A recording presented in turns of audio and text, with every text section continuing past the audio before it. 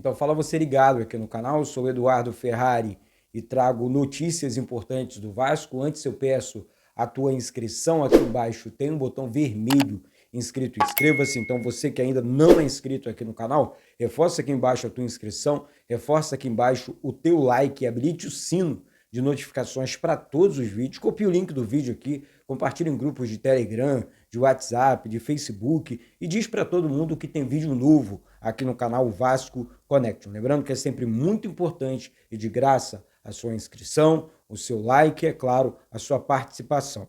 Gente, muitos assuntos importantes sobre o Vasco. Vamos falar sobre SAF, mais uma vez, sim.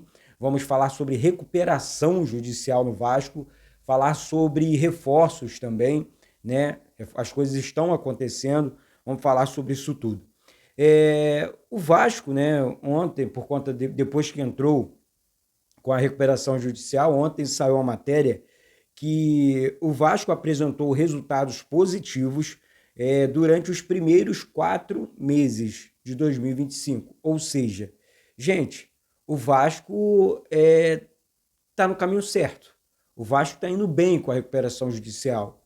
As coisas estão acontecendo. Excelente notícia. O clube está conseguindo pagar contas em dia, o clube está conseguindo respirar financeiramente falando. Então as coisas estão acontecendo dentro da nossa instituição. Então, assim, o que eu tenho para dizer para vocês é o seguinte: Eduardo, a venda da SAF é prioridade, mas o Vasco está indo bem também com a recuperação judicial. Como é que faz? Aqui eu só vou deixar minha opinião como vascaíno, acho que a SAF, a venda da SAF, ela precisa ser e continuar sendo, para ser mais exato ainda, prioridade dentro do clube. Não tem jeito, viramos SAF porque o Vasco tem uma dívida bilionária. Isso é fato. Né? Isso, por mais que o Vasco esteja conseguindo pagar a sua dívida, mas sabemos que uma grande empresa, um grande empresário que trabalha na área, enfim, vive nesse mundo, vai realmente liquidar essa dívida com muito mais agilidade.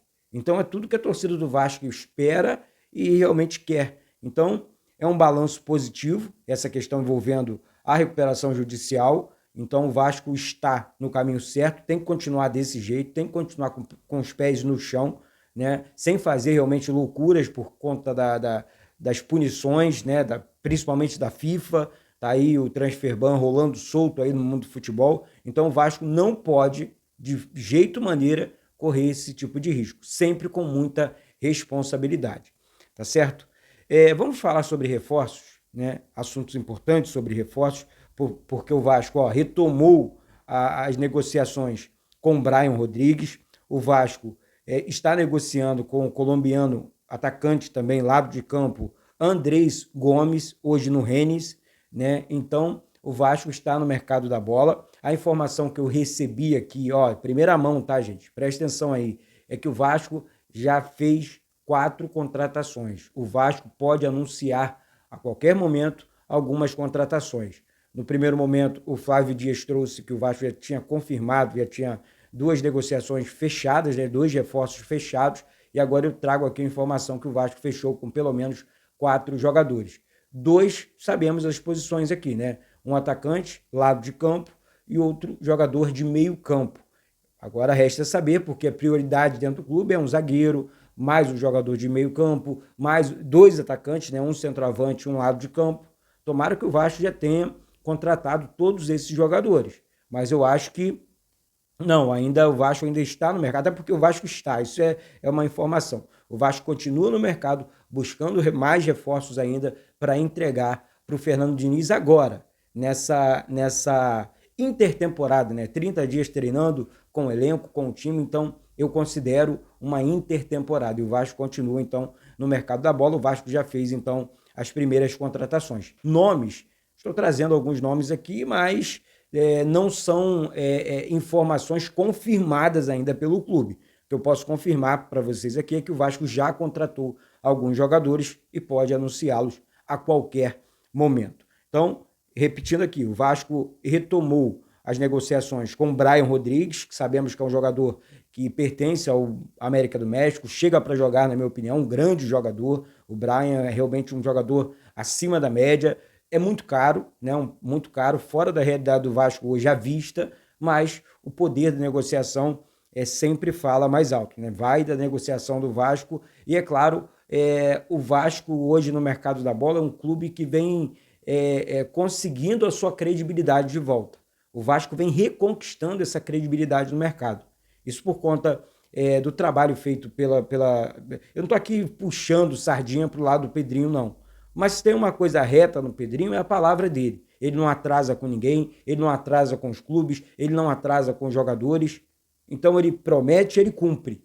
Coisa que não acontecia no passado recente do Vasco, né? Então isso tem, sim, na minha opinião, que ser exaltado, tá? Sobre o Gabriel Pirani, ontem, meia, né, passagens pelo Fluminense e tudo mais, eu falei com vocês ontem aqui, o Vasco tem conversas, familiares do jogador já admitiram essas conversas com o Vasco e tudo mais, e o Vasco estar por detalhes, né, para fechar com o Gabriel Pirani, jogador de meio campo. Tá aí mais uma informação importante sobre Thiago Mendes. O Vasco também avançou nas negociações com o Thiago Mendes, que, na minha opinião, seria uma das melhores contratações aqui. Claro, se o Bryan vier junto com o Thiago Mendes, o Vasco vai ficar muito mais robusto. Porque o Thiago Mendes é um jogador de meio campo consagrado, um jogador de seleção, na minha opinião, um jogador muito robusto, que vai ajudar bastante, assim como o Bryan Rodrigues também.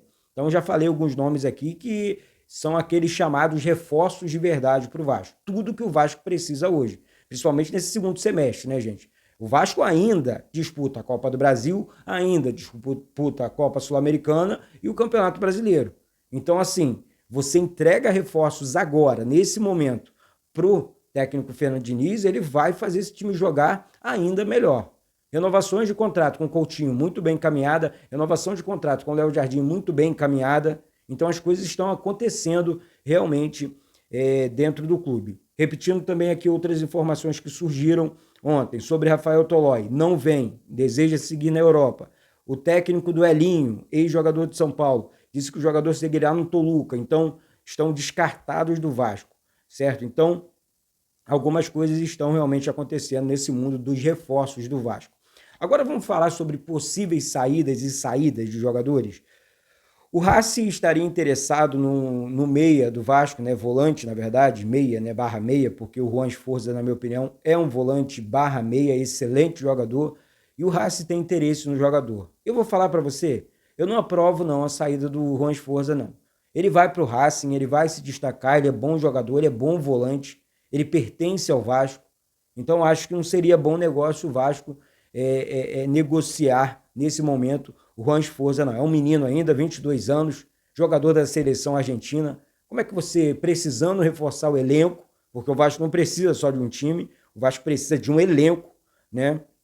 Você dispensa um jogador nível Juan Esforza. Eu, sinceramente, não concordo. E essa é só, é claro, minha humilde opinião. Mas o Racing, repetindo aqui a informação, tem